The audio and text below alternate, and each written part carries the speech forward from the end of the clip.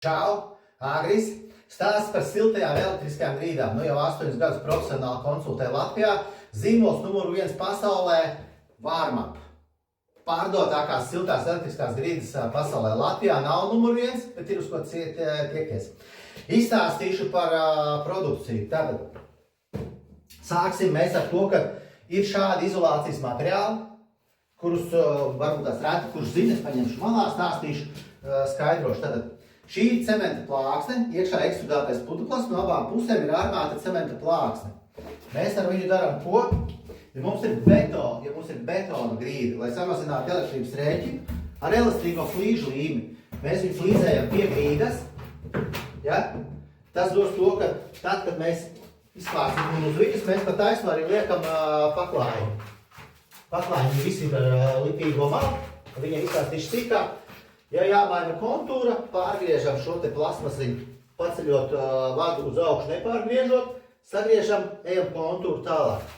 Šīs izolācijas materiāls dod to, ka siltums nesildīs jums apakšā to betonu, kad runāt par termostatiem, tad tas būs svarīgi. Tas saglabā jūs un samazina elektrības rēķinu. Tātad šādas te plāksnes, 6 mm viņi ir bieza, izmantojam tāpat tās 6 mm zobķeli, pieglīzējam pie grīdas ar elastīgo flīžlību, kopā tas aizņem 8 līdz 9 mm paceļās grīdas biezums. Bet mums ir jaunums, ir šī sarkanā loksne, nolikšu šo te malā, ir sarkanā loksne, viņi ir pa 12% efektīvāka, par to saucās ultralaita loksne, daudz vieglāka.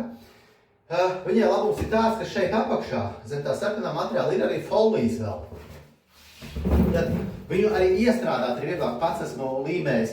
Mēs varam uzvilkt flīžu līmu uz grīdas, smuki iesākam to galu, izspaidam un lēnām izspaidam līmi. Apgāzās kās. Šis te mums arī tāpatās dod to, ka uz viņas pa taisno mēs liekam paklājus, veidojam to savu konfigurāciju, ja, un šeit pa taisno flīzējam visu flīzi. Tas dod tāpatās, ka neies siltums uz betonu, pus ekonomija, plus, ja šeit mums apakšā ir folijas, tad siltums mums ieslēdzās par šo te vadiņu, tad viņam ir kaut kādā veidā jāizplašās.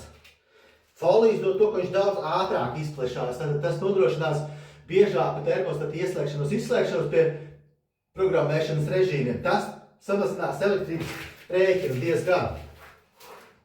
Nu tā, tas ir sākumā par izolācijas materiāliem. Nākošajā video izstāstīšu par paklājumu atsevišķi un atsevišķi par termostatiem.